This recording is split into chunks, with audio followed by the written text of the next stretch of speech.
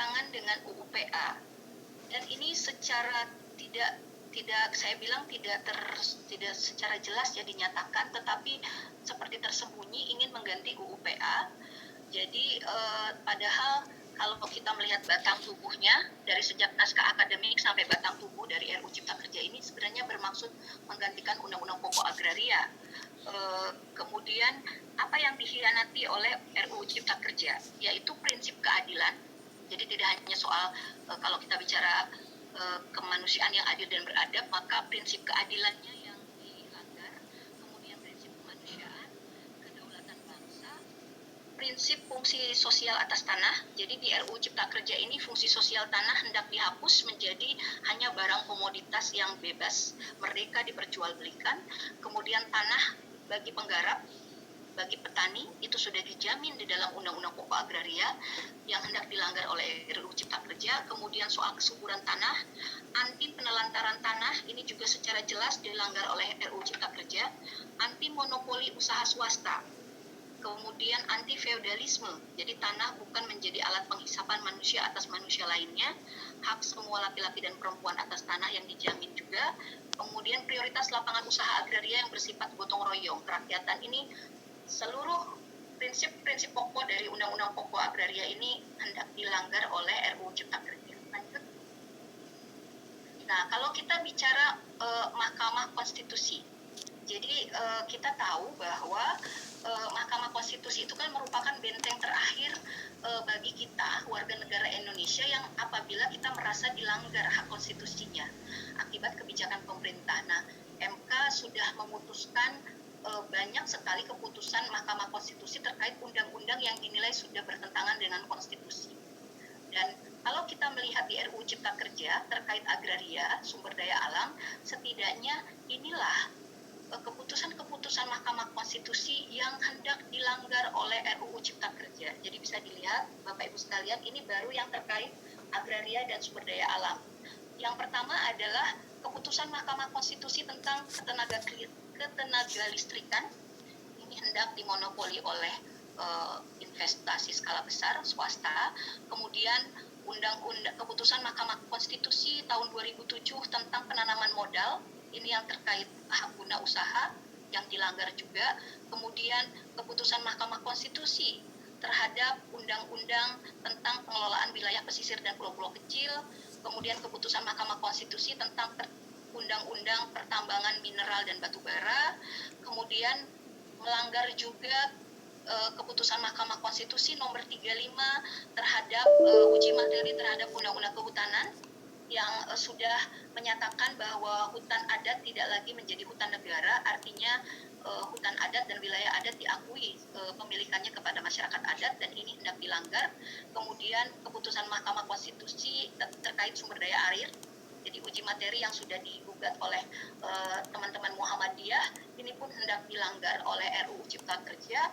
Kemudian keputusan Mahkamah Konstitusi terhadap Undang-Undang Perlindungan dan Pemberdayaan Petani. Jadi kita KPA sudah bersama masyarakat sipil sudah menggugat dan kita sudah memenangkan gugatan ini bahwa petani memiliki hak atas tanah dan petani bebas berserikat atau berorganisasi. Ini hendak dilanggar di RUU Cipta Kerja, keputusan MK ini. Kemudian keputusan MK terkait Undang-Undang Kehutanan dan keputusan MK terkait Undang-Undang Perkebunan. Dan ini betul-betul diabaikan, tidak ada pertimbangan terhadap semua keputusan Mahkamah Konstitusi yang sudah diputuskan oleh MK. Jadi kita bayangkan apabila konstitusi saja hendak dilanggar oleh RUU Cipta Kerja. Nah, ini saya ingin berbagi soal betapa semuanya definisi cipta kerja atau ciptakan lapangan kerja baru yang selama ini dipromosikan atau menjadi dasar argumentasi kenapa kita membutuhkan RUU Cipta Kerja. Jadi Omnibus Law ini sebenarnya tidak hanya di 2019 dihembuskan oleh pemerintah, bahkan awal mula Omnibus Law, gagasan Omnibus Law ini dinyatakan adalah di tahun 2017 oleh Menteri Agraria dan Tata Ruang. Pada saat itu menyatakan bahwa Indonesia memerlukan Omnibus Law, salah satunya adalah untuk memangkas birokrasi dan memangkas regulasi yang menghambat investor memperoleh tanah.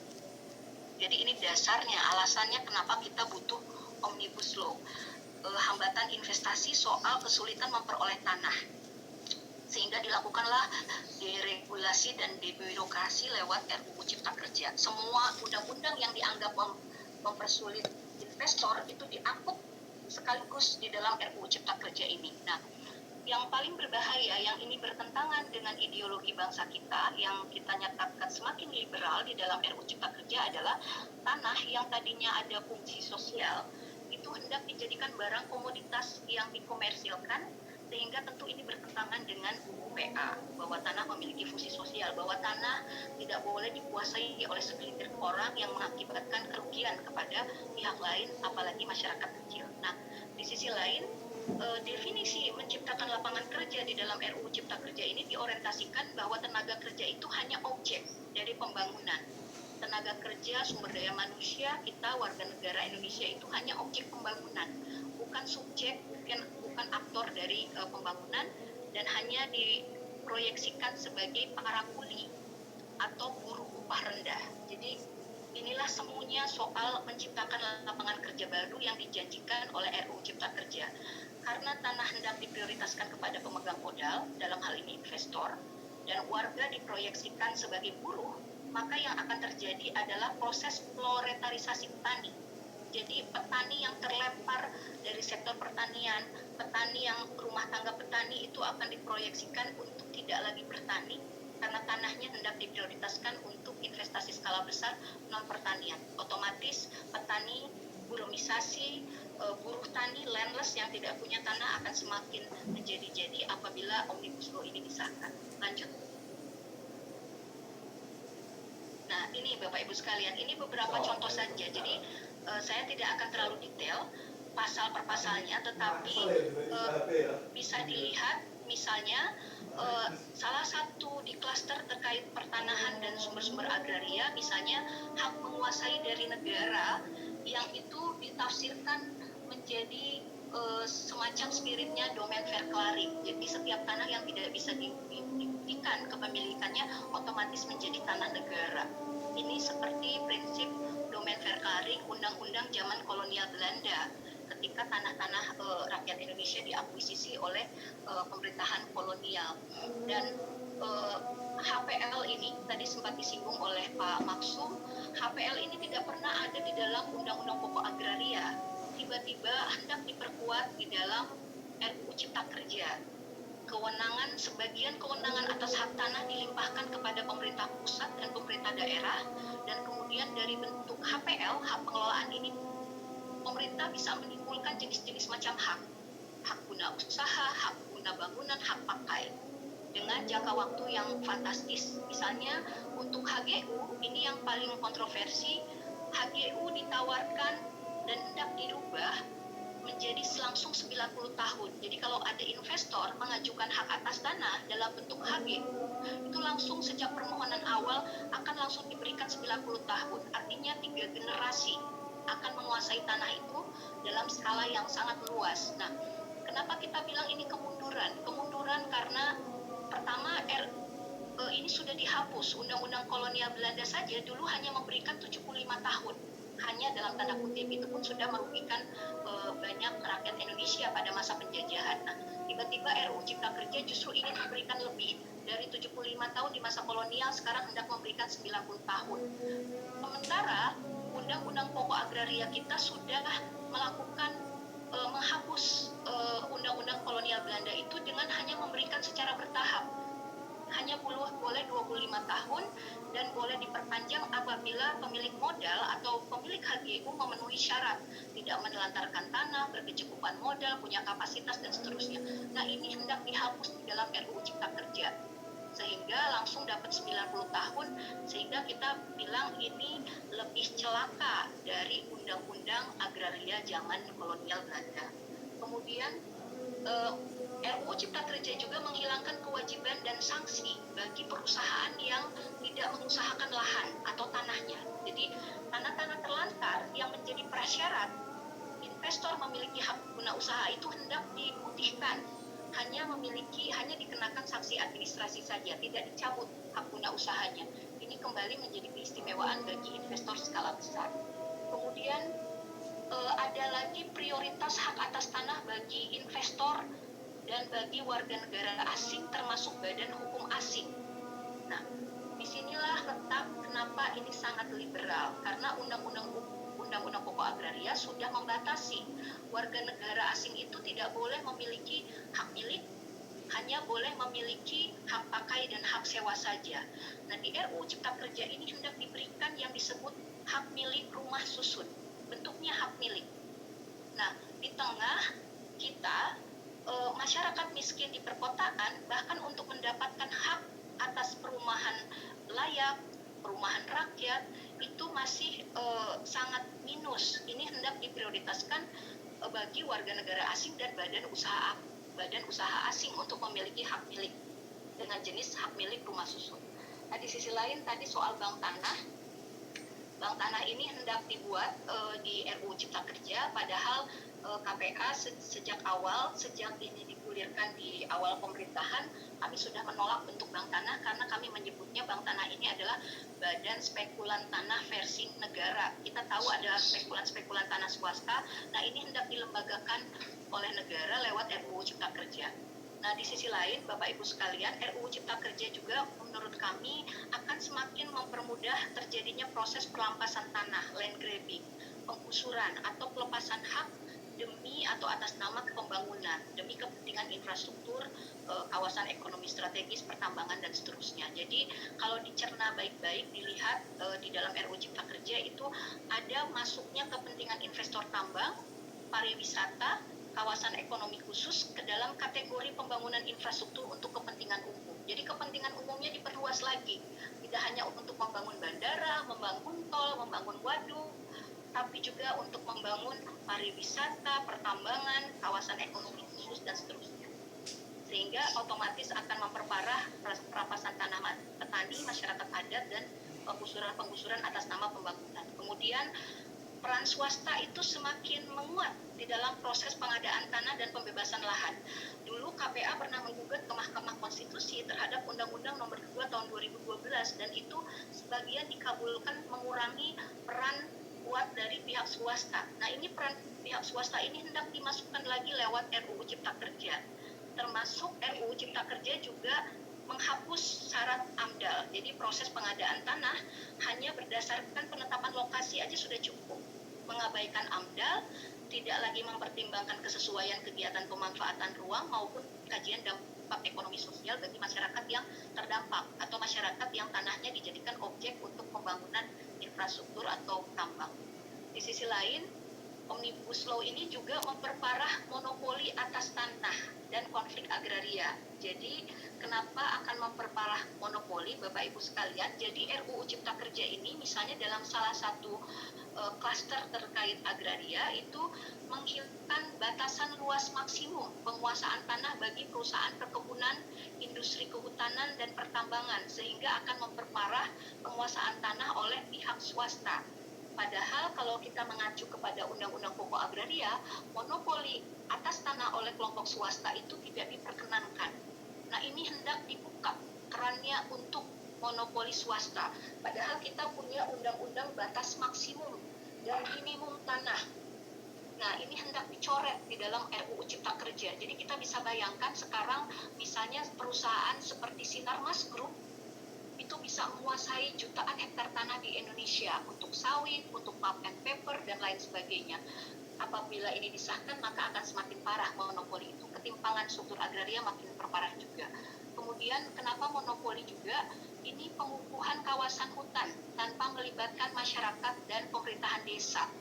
Jadi, pengukuhan kawasan hutan ini berbahaya kalau dilakukan sepihak demi kepentingan investor. Kenapa? Karena sampai sekarang aja teman-teman sekalian itu masih ada 20.000 desa di Indonesia yang masih diklaim atau dikategorikan sebagai kawasan hutan dan itu sudah desa definitif, sudah menjadi tanah pertanian, wilayah adat, dan seterusnya. Nah, ini kalau misalnya tiba-tiba proses penetapan kawasan hutan, pengukuhan kawasan hutan bisa dilakukan dengan cara-cara yang mudah dan sepihak, akan semakin mengeksklusi, mengamputasi hak-hak konstitusi warga negara, utamanya petani, warga desa, masyarakat adat, dan masyarakat miskin, baik terutama di pedesaan.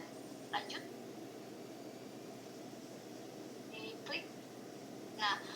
Kemudian di klaster terkait pertanian, Omnibus Law juga akan semakin memperhebat atau memperkuat, memperparah konversi tanah pertanian ke fungsi-fungsi non-pertanian.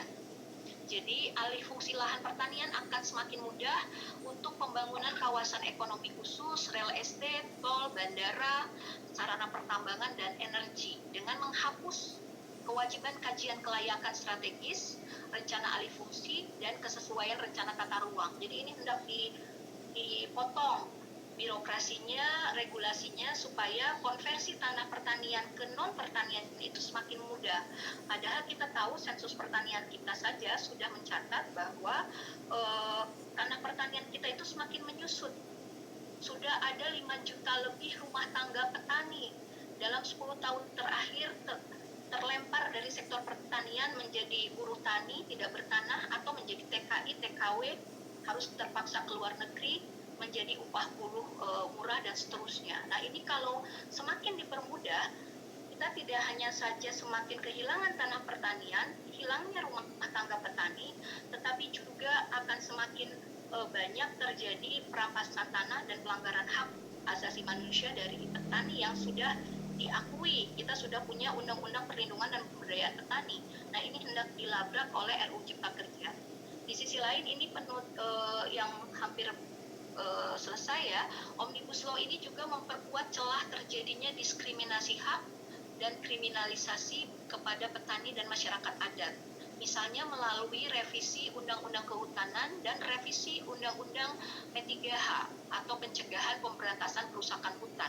Padahal undang-undang ini sebelum ada RUU Cipta Kerja pun sudah terbukti banyak mengkriminalkan petani dan masyarakat adat, termasuk nelayan yang itu berkonflik dengan klaim kawasan hutan negara ataupun hutan tanaman industri. Jadi bisa dibayangkan akan semakin memperparah. Anggota kami saja sudah banyak yang dikriminalkan oleh Undang-Undang P3H ini dan Undang-Undang Kehutanan. Nah, ini hendak dipangkas agar semakin mudah menjerat masyarakat desa di sekitar kawasan hutan. Lanjut. Nah, Bapak Ibu sekalian, sampai pada closing. Jadi kesimpulannya, termasuk rekomendasi dari KPA, dari kami adalah bahwa tanah dan sumber-sumber agraria itu memiliki fungsi sosial, fungsi ekologi, kultural, religi, dan bukan hanya semata fungsi ekonomi, apalagi hendak dijadikan barang komoditas atau mendorong liberalisasi pertanahan di Indonesia, semakin liberal urusan tanah di Indonesia ini. Kemudian RUU terkait agraria itu penting dan strategis untuk mewujudkan keadilan sosial dan kemakmuran rakyat ke dalam, termasuk menerjemahkan kedaulatan bangsa Indonesia atas wilayahnya keluar. Jadi jangan sampai ini RUU Cipta Kerja ini justru memperjualbelikan, mengobral sumber-sumber kekayaan alam kita semakin terlepas, tercerabut dari prinsip-prinsip konstitusi kita. Kemudian RUU Cipta Kerja juga gagal menjamin penuh perlindungan, pengakuan, pemulihan, dan penguatan hak-hak atas tanah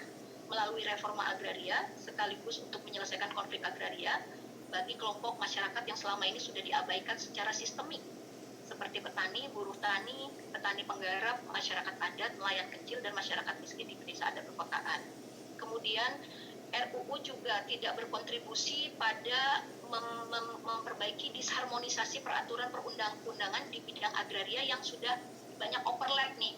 Kalau di bidang agraria itu sudah ada sekitar 600 lebih undang-undang, termasuk regulasi turunannya itu yang tumpang tindih dan saling kontradiktif satu sama lain. Nah, ini akan diperparah oleh RUU Cipta Kerja.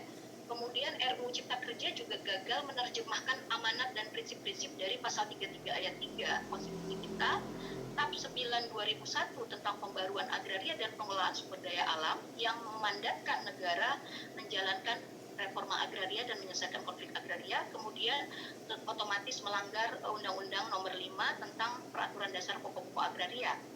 Lanjut, yang terakhir. Jadi kesimpulan terakhir adalah RUU, mohon maaf ini bukan RUUP ya, tapi RUU Cipta Kerja tidak memenuhi syarat secara filosofis, ideologis, sosiologis, historis, dan ekologis, sehingga bertentangan dengan Pancasila, Pasal 33 Undang-Undang Dasar 45 dan TAP MPR 9 2001 serta Undang-Undang Pokok Agraria 1960. RUU Cipta Kerja ini kami simpulkan berwatak kapitalis neoliberal yang akan semakin memperkuat liberalisasi pasar tanah dan sumber-sumber agraria di Indonesia. Otomatis kami nyatakan ini RUU yang anti reforma agraria. Padahal pemerintahan kita sedang berjanji meredistribusikan 9 juta hektar untuk mengakui hak atas tanah bagi petani dan masyarakat adat dan masyarakat miskin. Tapi ini justru hendak dilakukan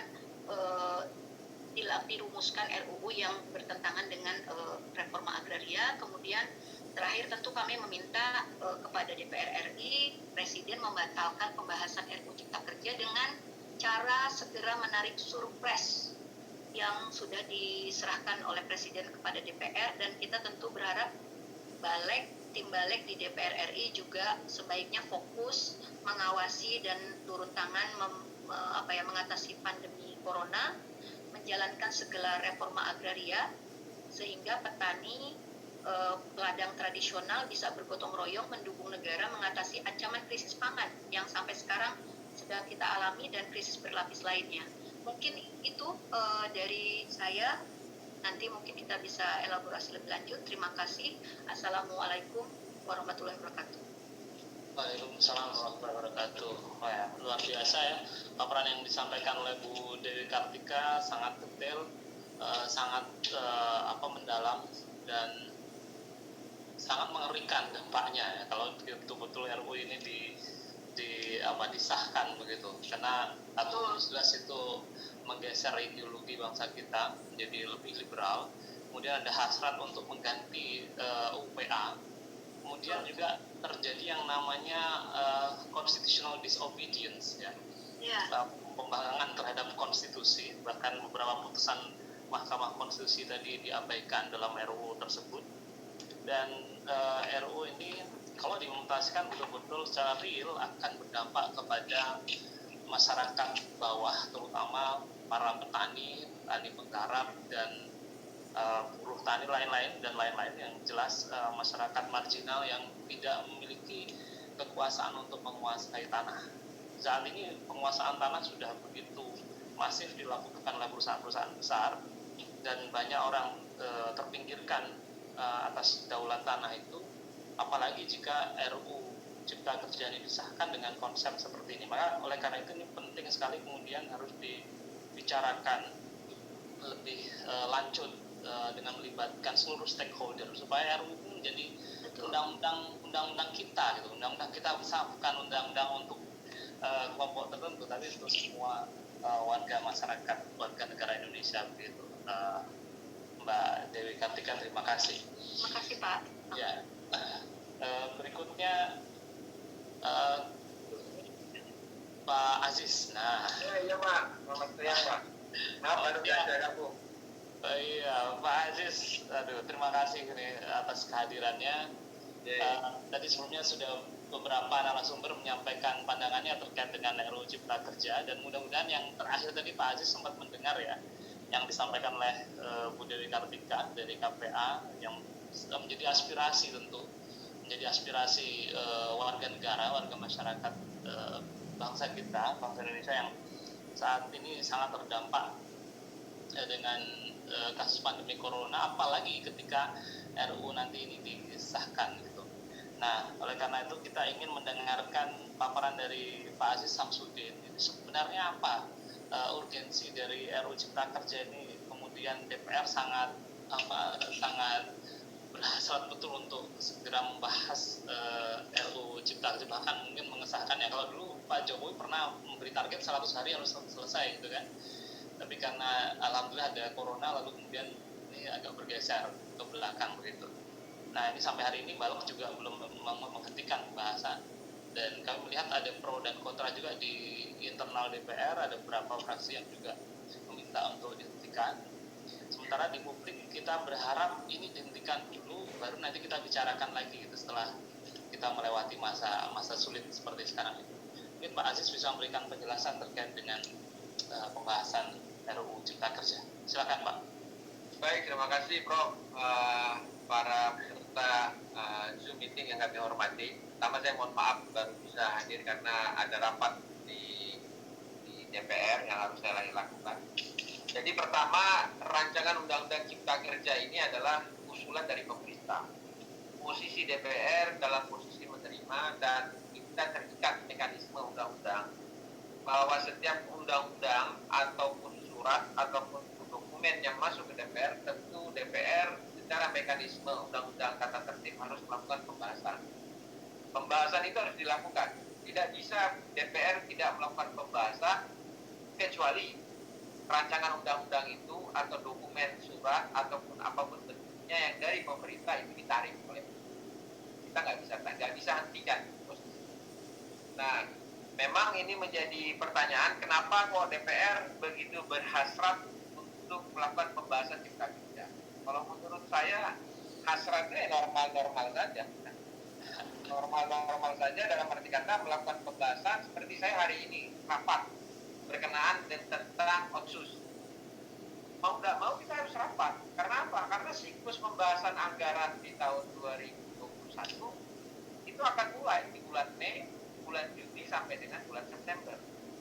DPR apakah berhasrat melakukan itu? Ya udah normal. Hasrat itu hasrat normal karena kewajiban undang-undang. Karena apabila itu tidak dilakukan pembahasan, maka pemerintah tidak bisa menggunakan anggaran 2021, tapi pemerintah harus menggunakan anggaran 2020 yang tahun lalu. Jadi ini masalah sudut pandang aja, Prof. Sudut pandang ya orang melihatnya seperti apa. Kemudian dalam hal undang-undang cipta kerja, kembali ke dalam pokok bahasan cipta kerja. Ya, pembahasannya ini ada di Badan Legislasi. Nah, apakah pembahasan itu dianggap terlampau reaktif? Kemudian ada beberapa fraksi meminta menghentikan. Sekarang kalau untuk menghentikan itu, pertama pemerintah yang harus tarik. DPR tidak bisa menghentikan itu. Posisinya seperti itu. Pemerintah harus tarik itu dokumen, baru bisa menghentikan. Tapi apakah DPR bisa membahas itu cepat atau lambat? Tidak bisa membahas lebih cepat, tidak juga bisa membahas lebih lambat kalau pemerintahnya tidak bersama-sama. Nah, ini seperti orang mau main pingpong. Orang mau main bola tenis, lapangan. Bola itu tidak akan kembali setelah kita pukul kalau pemainnya tidak membalikan kepada kita. Jadi pola pikirnya harus objektif lah. Kita sebagai kalangan intelektual yang mempunyai daya pikir secara objektif juga harus secara transparan dan akuntabel, harus melihatnya ini secara jernih. Kemudian apakah ada keinginan untuk menyelesaikannya dalam masa sidang ini? Saya tidak bisa campur wilayah itu. Wilayah itu kayak kecepatan permainan bola tenis di lapangan. Satu setnya itu mau 1 jam atau 2 jam tergantung 2 pemain. Kalau dia single, bola itu jatuhnya kemana? Kalau dia double tergantung 4 pemain. DPR tidak bisa bilang ini mau target 1 bulan.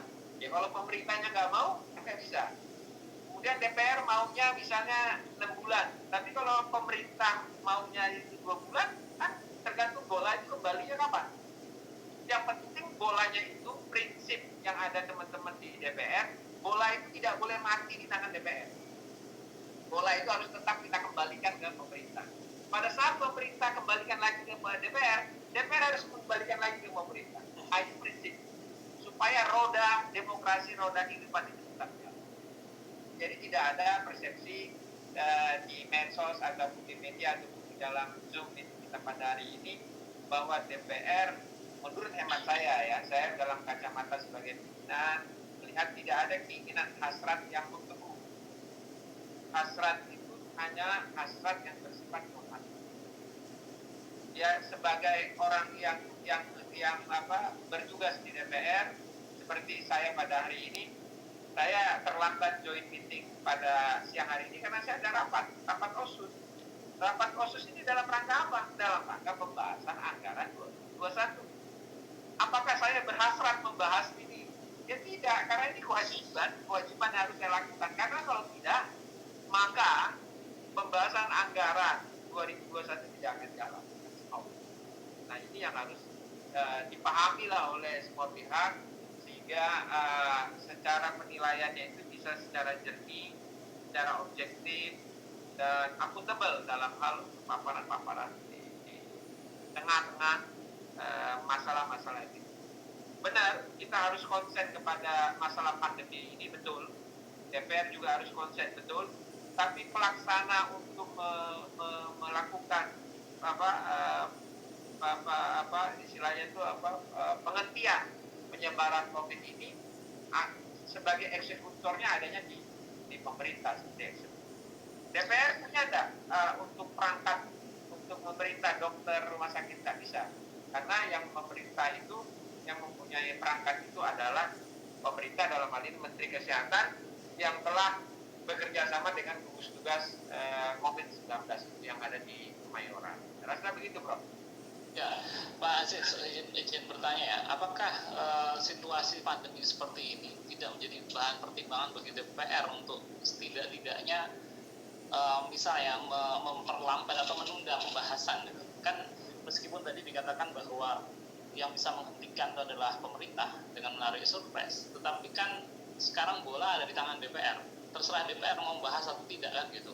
Artinya ada pertimbangan eksternal, pertimbangan terkait dengan pandemi corona itu kan bisa menjadi situasi tanggap darurat itu kan bisa menjadi pertimbangan ketika membahas soal undang-undang yang sangat penting ini. Dan RUU Cipta Kerja kan nggak ada target. Kalau Otsus kan ada target anggaran 2021 harus. Kalau ini kan tidak ada target kan. Yang tadi makanya kita perlu garis bawahi. Yang bilang ini terlalu cepat itu siapa? Yang bilang ini terlalu lambat itu siapa? Ini jalannya normal kok. Normal aja ini jalannya. Nggak ada dipercepat, nggak ada diperlambat. Ini mesinnya mesin otomatis. Halo. Pak, kok putus ya dengan Pak Aziz? Halo. Halo Pak Aziz. Ya, halo. Ya, dilanjutkan Pak. Tadi sempat terputus suaranya. Oh iya, disambung kalau gitu, kalau terputus. Ini saya sambung lagi. Ya, silakan Pak. Ya, prinsipnya DPR tidak dalam posisi mau mempercepat atau memperlambat. Kita akan melakukan pekerjaan itu tentu berdasarkan situasi dan lingkungan yang ada pada saat itu. Kalau dibilang dipercepat, saya tidak bilang itu dipercepat. Buktinya pembahasannya juga tidak tiap hari, dan pembahasannya tidak dilakukan pagi sampai malam. Pembahasannya hanya satu hari, dalam satu minggu itu paling 2 kali, 3 kali, kemudian rata-rata 2 jam. Nggak lebih dari itu. Karena juga situasi kondisi pandemi ini nggak bisa kita lakukan rapat maraton. Tapi jam kerja DPR itu adalah dari jam 9 pagi sampai jam 22.30. Resminya jam kerja DPR, jam kantor lembaga legislatif itu jam 9 pagi sampai jam 22.30. Ya, baik. Apakah masukan-masukan yang disampaikan oleh publik ya, oleh berbagai elemen di masyarakat itu diperhatikan oleh DPR, Pak? Ya, sangat diperhatikan. Makanya itu dibikin slowdown sekarang. Tapi tidak boleh berhenti, karena ibarat pabrik, kalau mesin mati untuk startup itu perlu waktu dan biaya. Jadi kita slow down. Pembahasannya dilakukan, ritmenya dikurangi, tapi mesin nggak boleh mati. Kalau mati untuk startupnya lagi perlu biaya dan waktu. Ya. Ada yang mengkhawatirkan nih, jangan-jangan nanti tiba-tiba disahkan seperti RUU KPK. Kan itu kan kekhawatiran yang tidak berdasar. Kekhawatiran yang bersifat paranoid. Saya jamin itu nggak akan diselesaikan sama sekali. Nggak akan diselesaikan ya, Pak ya? Bukan tidak akan terselesaikan. Kalau tidak akan kan berarti saya punya rencana tidak mau menyelesaikan. Tapi melihat situasi dan kondisi tingkat pembahasan, saya yakin RUU itu tidak akan selesai dalam masa depan. Ya. Baik, terima kasih Pak Aziz. Masih ada waktu Bapak di sini? Ya boleh Pak. Ada 1-2 teman ya barangkali yang ingin mengajukan pertanyaan, mumpung Pak Aziz ada. Ya silakan Pak. Silakan. Boleh, Mas. Boleh Ya. bertanya Mas? Ya, silakan Pak. Silakan. Mas. Ya. Saya kira apa yang disampaikan oleh Pak Aziz itu adalah kondisi normal sebenarnya. Jadi automatically bahwa pembahasan kita akan berjalan.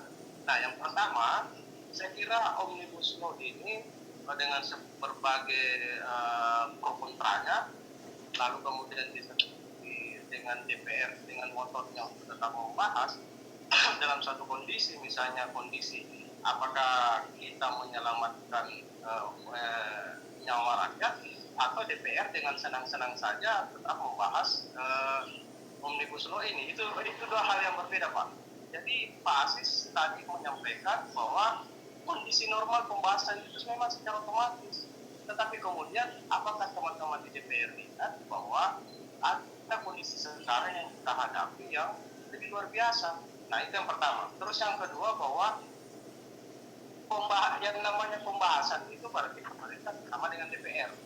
Itu yang pertama. Nah, kalau pemerintah di satu sisi ada kegiatannya misalnya dalam penanganan pandemi COVID ini, tetapi kemudian di DPR di satu sisi secara sepihak membahas secara tentang Omnibus Law ini juga saya kira menjadi masalah. Itu menjadi kemudian konstitusional. Itu yang pertama.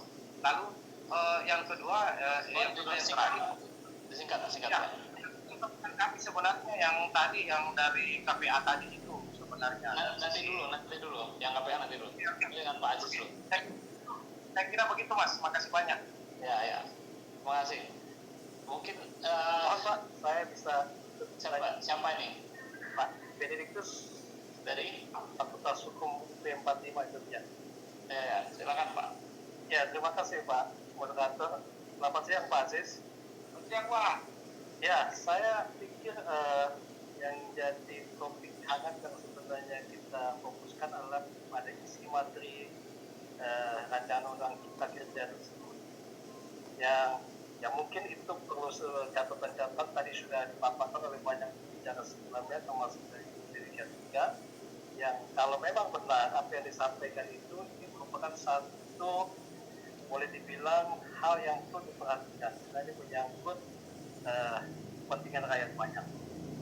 Nah, memang posisi anggota DPR memang agak dilematis di sini, karena kalau dia tidak bekerja terus walaupun dalam situasi COVID-19 ini juga akan disalahkan dan tetap DPR harus bekerja. Hanya masalahnya sekarang adalah bukan masalah cepat atau lambatnya menurutnya, tapi draft yang sudah diajukan oleh pemerintah itu yang mestinya kemungkinan akan menjadi problema bagi kepentingan masyarakat kecil ini mungkin jadi fokus, sehingga ada banyak waktu DPR untuk betul-betul menyerap aspirasi yang berkembang dari masyarakat.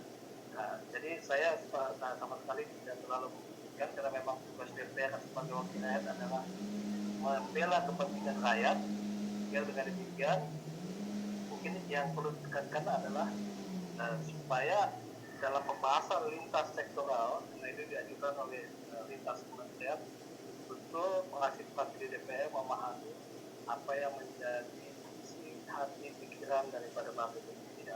Karena kalau saya tadi perhatikan dari tiga perbicaraan, termasuk yang terakhir dari Budi Kapita, kalau memang betul itu yang akan ditelurkan dalam undang-undang KPA, undang-undang Cipta Kerja ini cukup memprihatinkan bagi rakyat banyak. Mungkin itu saja. Terima kasih Pak Aziz. Terima kasih Pak Benediktus. Mungkin bisa ditanggapi langsung Pak Aziz. Baik, terima kasih Pak Benediktus dan Pak Herman tadi ya. Saya ingin meluruskan saja Pak beberapa hal, bahwa yang pertama masalah tadi masih lagi dibilang bahwa kita ngotot. Saya ingin luruskan, kita tidak mau ngotot. Hidup ini nggak perlu ngotot, Prof. Apa kita ngotot? Semuanya sudah ada takdir yang digariskan oleh Allah. Jadi nggak perlu kita ngotot. Jadi saya mau meluruskan, kami tidak dalam posisi ngotot. Itu jelas. Yang kedua, apakah ini kalau kita melakukan pembahasan di tengah COVID ini akan melanggar konstitusional? Saya rasa tidak ya. Kami juga ya, walaupun kami DPR juga banyak juga para ahli hukum tata negara, ahli hukum yang di sini. Kebetulan saya juga ya S3 saya di bidang dokter ini, di bidang hukum ini. Jadi saya mengetahui benar bahwa secara inkonstitusional kami tidak melanggar konstitusi, Pak Herman. Saya yakin itu benar dalam alam pikir saya. Jadi bahwa ini melanggar konstitusi, tadi juga dijelaskan oleh Pak Dr. Benediktus ya, bahwa di tengah pandemi ini DPR tetap harus melakukan hal-hal yang harus kita lakukan. Tapi kami yakin bahwa ini tidak melanggar konstitusional negara maupun undang-undang dalam melakukan pembahasan.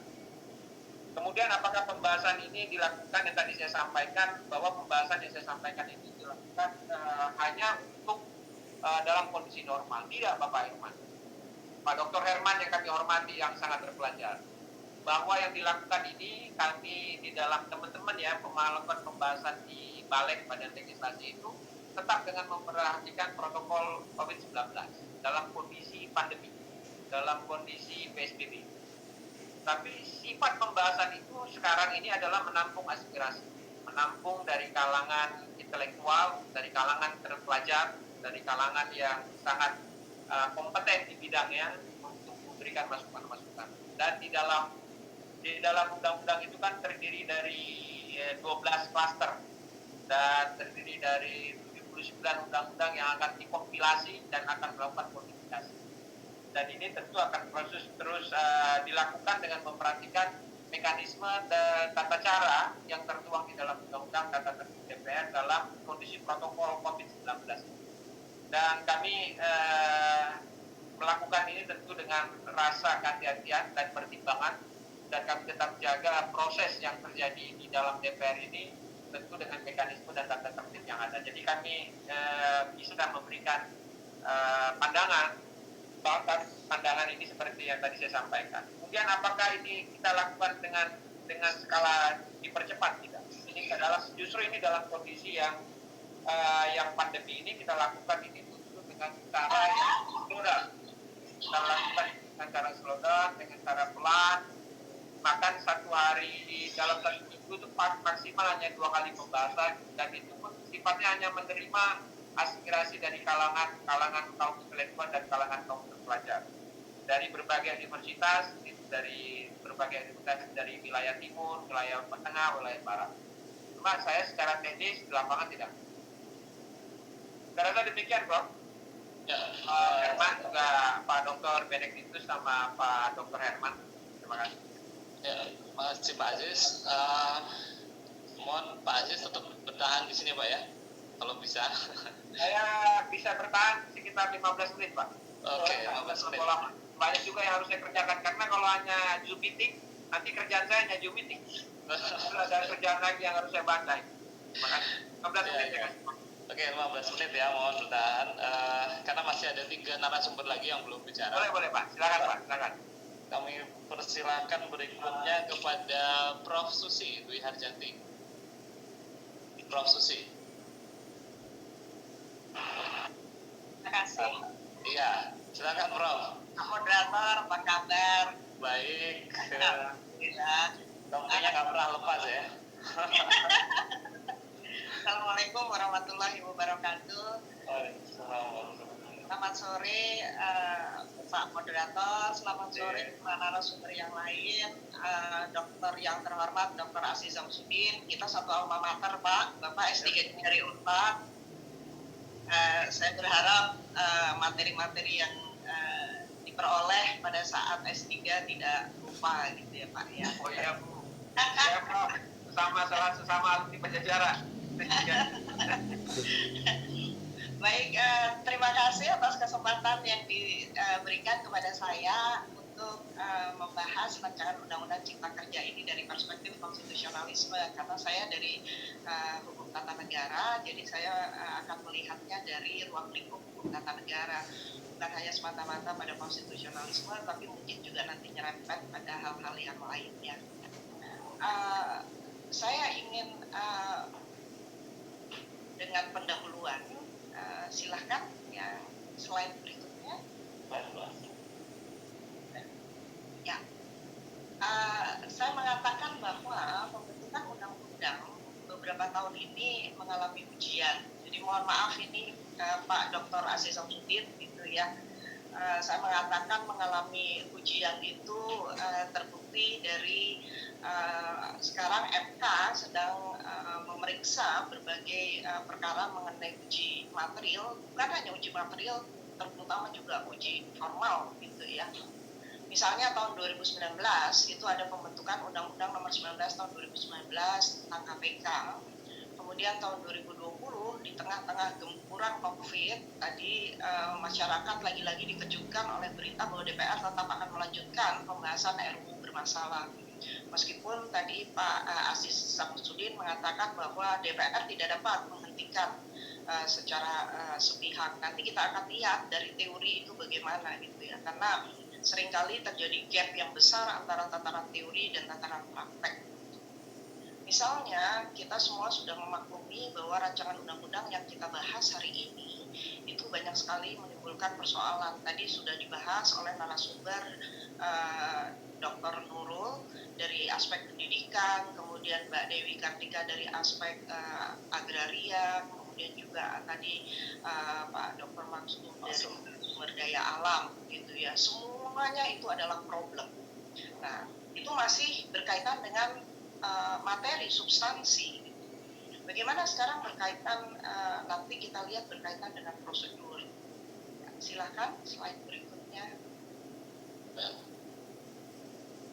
Nah, rancangan Undang-Undang Cipta Kerja misalnya, ini dikritik oleh masyarakat sebagai rancangan yang tidak berpihak pada rakyat, melainkan pada kepentingan ekonomi, kepentingan usaha atau investor, sebagaimana tadi sudah disampaikan, gitu ya. Pendapat umum itu menerima bahwa undang-undang atau legislasi itu merupakan produk politik, di mana proses pembentukannya dilakukan oleh lembaga politik, yaitu DPR dan Presiden. Karena itu, dimensi politik sangat mempengaruhi mulai dari perancangan, penulisan naskah draft, kemudian pembahasan, hingga pengesahan. Namun di lain pihak, kita juga harus mengatakan bahwa undang-undang itu merupakan cara rakyat mengatur dirinya. Dan bukan hanya cara rakyat mengatur dirinya, tetapi cara rakyat mengatur negara dan pemerintah. Nah, ini oleh karena itu tidak terelakkan lagi bahwa ini merupakan salah satu bentuk kontrol dari rakyat terhadap para pembentuk undang-undang gitu ya. Jadi tadi Pak Aziz Samsudin juga sudah mengatakan protes itu biasa gitu ya. Kemudian juga nanti hearing dan lain sebagainya. Nanti kita akan lihat bagaimana dari aspek prosedur. Apakah itu formalitas, apakah pada saat hearing itu ketika memilih para pakar itu ada tendensi untuk memilih cherry picking gitu ya, berdasarkan cherry picking. Cherry picking itu, cherry itu kan buahnya enak gitu ya, merah gitu loh. Jadi cherry picking itu hanya dipilih yang mengenakan saja gitu loh pendapat-pendapatnya, tetapi tidak dipilih para pakar misalkan yang pendapatnya menggigit gitu, yang pendapatnya pahit atau asam gitu ya. Nah, ini fenomena cherry picking ini di mana-mana ini. Oleh karena itu pertanyaan utamanya adalah dari perspektif ketatanegaraan. Sejauh mana rancangan Undang-Undang Cipta Kerja ini sejalan atau berdasarkan pembentukan yang berdasarkan asas-asas demokrasi, negara hukum, dan ajaran konstitusi. Ya, silahkan. Nah, ini 3 dasar konstitusional peraturan perundang-undangan. Jadi yang pertama adalah sendi demokrasi. Sendi demokrasi itu terdapat di dalam pembukaan atau preambel. Ada di dalam sila keempat, kemudian di dalam batang tubuh yaitu pasal 1 ayat 2. Dan sendi kerakyatan ini tidak dapat dipisahkan dari fungsi pengaturan. Persoalannya nanti adalah bagaimana sendi ini direfleksikan, bukan hanya pada bunyi norma, tetapi pada pengertiannya. Ini yang seringkali dikatakan oleh Prof. Bagirmanan, bahwa ketika kita hendak memahami satu norma, maka tidak dapat didekati hanya dari sekedar bunyi, tetapi harus dari pengertian. Apa yang dimaksudkan dengan bunyi?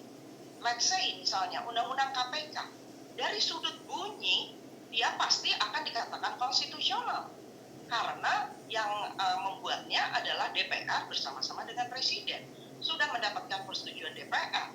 Kemudian dalam pembahasannya itu juga diikuti oleh Presiden. Dari sudut bunyi itu konstitusional, tapi belum tentu dari sudut pengertian. Karena apa? Karena ketika kita bicara mengenai sendi demokrasi, sendi kerakyatan, apakah pantas ketika kita mengatakan bahwa terjadi korum dan itu hanya didasarkan pada tanda tangan? kemudian ada counter argumentasi bahwa tanda tangan itu merupakan praktek yang selama ini dilaksanakan di DPR dalam pembentukan undang-undang, terutama pada saat harus voting pada sidang paripurna, maka counter lagi adalah kalau ini dikatakan sebagai praktek ketatanegaraan yang kemudian merefleksi mewujud pada konvensi ketatanegaraan, secara teori konvensi ketatanegaraan itu adalah dalam rangka memperkuat sendi-sendi konstitusi, yaitu sendi demokrasi. Nah, ini secara pengertian, bukan secara bunyi, gitu. Ini yang tadi saya maksudkan, gitu ya. Nah, oleh karena itu, dari sendi kerakyatan, rakyatlah yang menjadi sumber dan sekaligus membentuk undang-undang untuk dirinya dan untuk negara atau untuk pemerintah. Rakyat pada dasarnya yang akan mengatur bagaimana negara atau pemerintah itu. Oleh karena itu, semua peraturan perundang-undangan pada dasarnya harus dibentuk secara demokratis. Di tingkat pusat terdapat pembentuk undang-undang yaitu DPR dan Presiden, sementara di tingkat daerah itu ada DPRD dan kepala daerah. Kita paham bahwa tidak semua peraturan perundang-undangan itu dibentuk oleh badan perwakilan. Ada peraturan-peraturan yang dibentuk atas nama delegasi. Nah, pendelegasian inilah yang harus dipandang sebagai sendi demokrasi. Jadi bukan karena deadlock, ya sudah delegasikan saja kepada peraturan yang lainnya. Apalagi pendelegasiannya itu terlalu jauh dari DPR didelegasikan kepada peraturan badan. Ini kan jaraknya terlalu jauh ini delegasinya. Nah, ini yang dimaksudkan bahwa dia harus memenuhi sendi-sendi demokrasi. Ya, silahkan selanjutnya. Kedua, sendi negara berdasarkan atas hukum. Dan sendi ini terdapat di dalam pasal 1 ayat 3. Kita tahu semula ada di penjelasan, kemudian dimasukkan di dalam norma. Apa yang dimaksudkan dengan sendi negara berdasarkan atas hukum? Kita mengenal secara teori ada yang namanya due process of law. Due process of law itu terdiri dari substantif due process of law dan procedural due process of law. Jadi baik dari sudut substansi maupun dari sudut prosedur pembentukan itu harus sesuai dengan bukan hanya norma tetapi lagi-lagi sesuai dengan asas-asas. Karena tidak semua pembentukan itu diatur secara tegas di dalam norma. Misalnya ketika kita bicara mengenai uji formal di Mahkamah Konstitusi, pertanyaannya adalah seharusnya kalau uji formal itu kan kita menguji undang-undang terhadap undang-undang dasar. Persoalannya adalah Undang-Undang Dasar 1945 hanya mengatur secara sumir pembentukan peraturan perundang-undangan atau bukan pembentukan peraturan perundang-undangan, tapi pembentukan undang-undang itu diatur secara sumir, diatur secara sangat sederhana. Hanya ada pada pasal 20 gitu ya, dengan semua ayat-ayatnya. Itu adalah pengaturan yang tidak detail. Nah, sekarang bagaimana Mahkamah Konstitusi harus menilai prosedur itu konstitusional atau tidak? Nah, ketiadaan norma yang detail, maka itu akan menyebabkan Mahkamah Konstitusi harus berpaling pada asas. Bukan sekedar norma, tetapi pada asas. Termasuk juga bagaimana Mahkamah Konstitusi meletakkan Undang-Undang Nomor 12 Tahun 2011, di mana menurut teori hukum tata negara, undang-undang semacam ini punya sifat sebagai konstitusi dalam arti luas. Jadi dia dibentuk atas dasar perintah Undang-Undang Dasar. Nah, ini hal-hal semacam inilah yang harus juga dipahami oleh teman-teman dari DPR, gitu. Bukan hanya sekedar norma, tetapi juga harus memperhatikan asas pembentukan. Silakan. Yang ketiga, yaitu sendi negara berdasarkan konstitusi atau konstitusionalisme. Dan ini esensi dari sendi konstitusionalisme ini adalah pembatasan kekuasaan atau kita katakan sebagai limited government dalam rangka perlindungan terhadap hak asasi manusia. Ya, kan? Nah, sekarang kita bicara mengenai pembentukan. Diyakini dalam sebuah negara hukum yang demokratis, undang-undang itu tidak boleh bermasalah dari sudut substansi dan juga dari sudut prosedur. Oleh karena itu kita lihat ada pasal 5 ayat 1, pasal 20, pasal 22D. Kemudian diturunkan di dalam Undang-Undang nomor 12 tahun 2011 yaitu Undang-Undang nomor 15 tahun 2019. Yang ini dikualifikasi seperti tadi saya sampaikan sebagai undang-undang organik. Dalam pandangan akademik saya, undang-undang organik itu harus ditempatkan pada posisi yang berbeda dengan undang-undang biasa. Karena apa? Karena undang-undang organik itu pembentukannya diperintahkan langsung oleh undang-undang dasar. Misalnya kita tahu Undang-Undang nomor 12 tahun 2011. Itu diperintahkan langsung oleh pasal 22A. Dan itu dikualifikasi sebagai undang-undang organik dan secara teori ketatanegaraan itu bisa dimaksudkan sebagai konstitusi dalam arti luas. Apa konsekuensinya? Di beberapa negara konsekuensinya, undang-undang semacam ini itu dibuat melalui prosedur yang lebih sulit, baik pembentukannya maupun perubahannya. Prosedurnya lebih sulit dibandingkan dengan pembahasan atau pembentukan undang-undang biasa. Nah, seperti yang tadi saya katakan, bahwa pembentukan ini harus memperlihatkan aspek prosedur dan aspek substansi. Ini ada tulisan, ada buku yang menarik, di mana salah satu babnya mengatakan procedure is the heart of the law. Prosedur itu adalah jantungnya hukum. Prosedur itu memungkinkan tujuan-tujuan itu tercapai. Jadi ini merupakan salah satu alasan mengapa kita harus juga memperhatikan pentingnya prosedur dimanapun dia. Apakah prosedur di legislatif, apakah prosedur di eksekutif, ataukah juga prosedur di yudikatif. Nah ini yang tadi saya katakan, tanpa prosedur, hukum dan lembaga-lembaga hukum tidak akan dapat mencapai tujuannya. Karena hukum itu penting dan diinginkan untuk mencapai tujuan, maka prosedur itu juga memainkan peranan penting dalam mencapai tujuan hukum itu.